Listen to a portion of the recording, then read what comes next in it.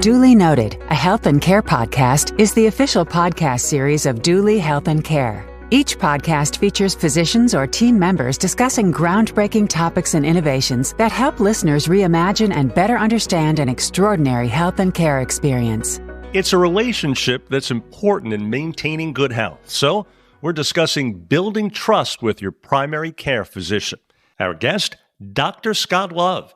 He's a family medicine physician and family medicine department chair for Duly Health and Care. And Dr. Rebecca Uttermann.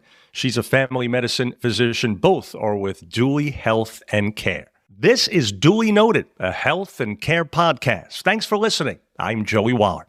Hi, doctors. Thanks to both of you for joining us. Yeah, good afternoon. Thank you for having me. Great to have you. So first, for you, Dr. Love, what are some of the benefits of having a primary care physician that some may not be aware of, and why?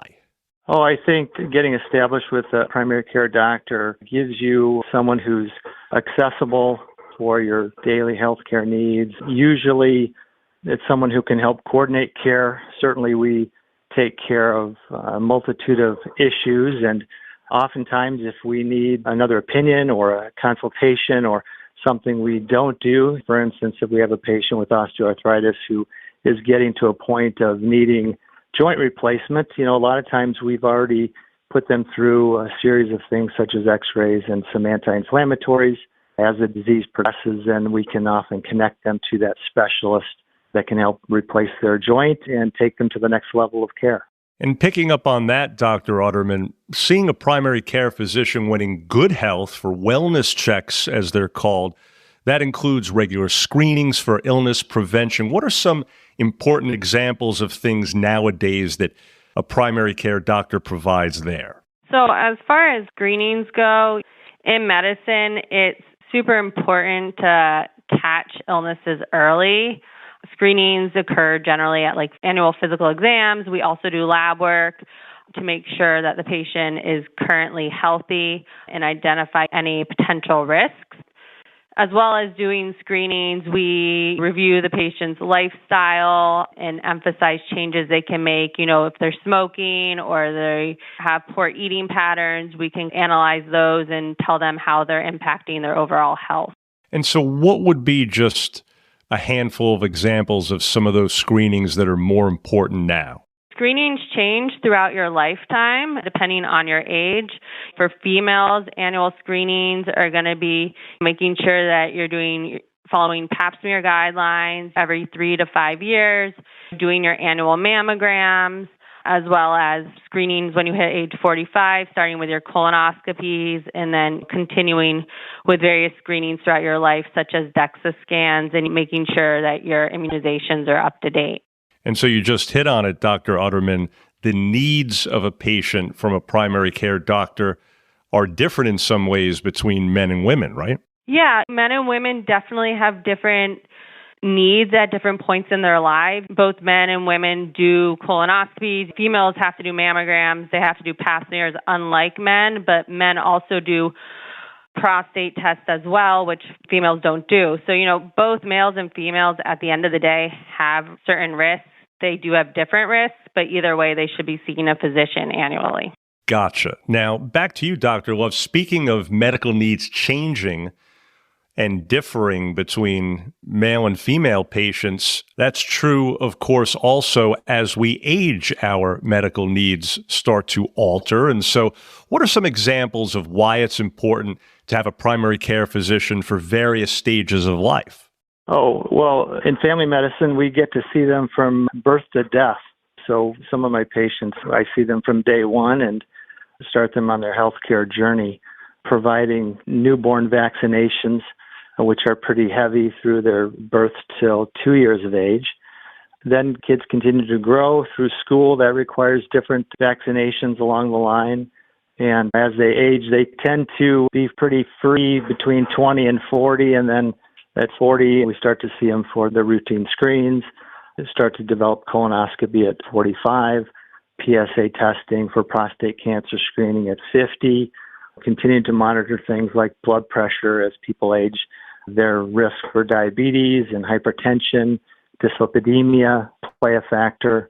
We also take into account some of their family history, sometimes based on ethnicity, based on parental history of medical problems with regards to heart disease and diabetes. That sometimes prompts us to order some additional testing to try to screen them a little more intensively, sometimes offering cardiac screening to our patients who have had their parents with heart disease so that we can kind of diagnose early heart disease and actually intervene with treatment, medications such as cholesterol medications, working on diet, working on exercise. And so some of those things occur as they get to middle ages. And then as people get older, we start to wind down in our functionality and oftentimes are working with family members as we start to discuss issues such as dementia and things that they have inabilities doing, cooking, cleaning, bathing, and trying to meet their needs in terms of providing support services for things such as that. Gotcha. So back to you, Dr. Uttermann. We have certainly covered some of the basic nuts and bolts of what you provide as part of that patient primary care doctor relationship. But in terms of building that relationship just overall, what would you say your approach is in forming that? The relationship between a patient and physician is a two-way street. A patient definitely needs to be able to trust a physician, and the physician needs to know and understand their patient, know their medical history, their background. The physician needs to demonstrate empathy. If a patient comes in or is recently diagnosed with a disease, we need to show our compassion and how much we really do care for that patient. At the end of the day, a physician does need to earn the patient's trust in order to make a treatment and to develop a plan with that patient. The partnership between the patient and the physician is everything. When it comes to my personal approach, I really do like my patient to take an active role in their healthcare. I try to educate my patients about what's going on. I want them to understand if I'm starting them on a new medication, what that medication is for. I want them to understand various options and approaches to treating a certain medical illness in order to have a good outcome.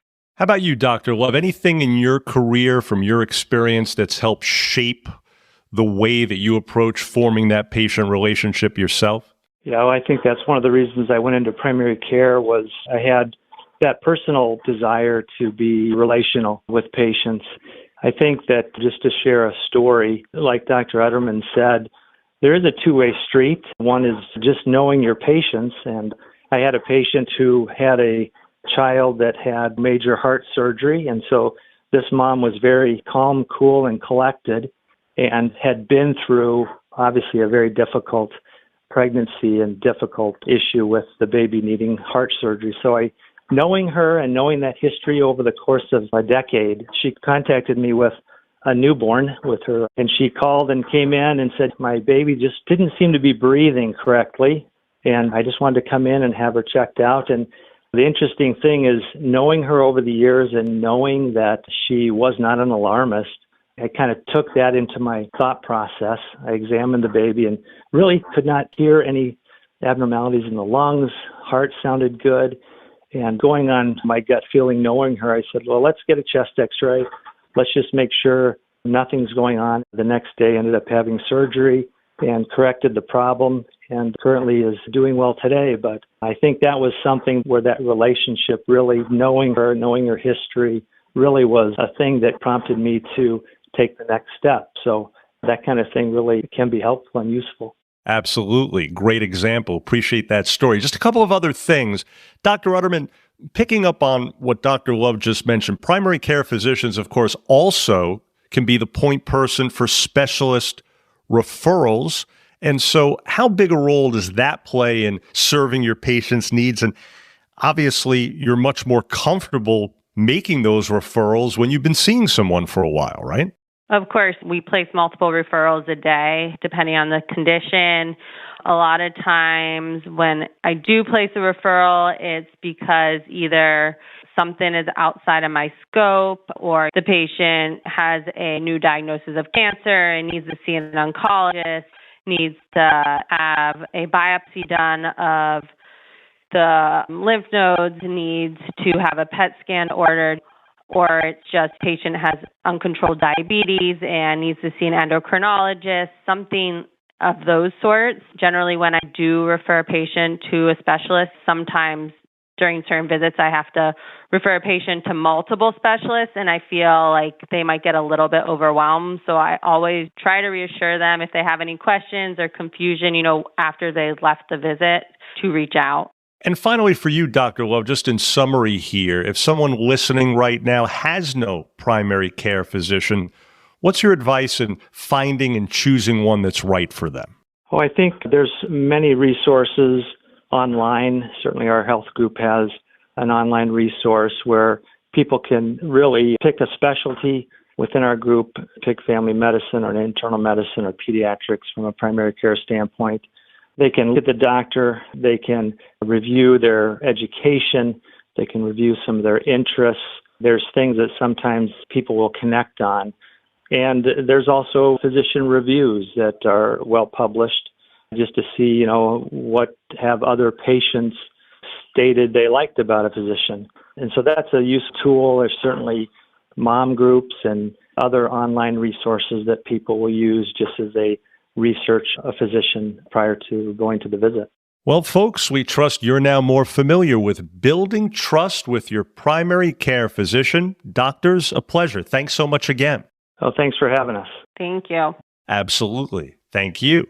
And for more information, please visit dulyhealthandcare.com. Again, that's dulyhealthandcare.com. Now, if you found this podcast helpful, please do share it on your social media. And thanks again for listening to Duly Noted, a health and care podcast. Hoping your health is good health. I'm Joey Wall.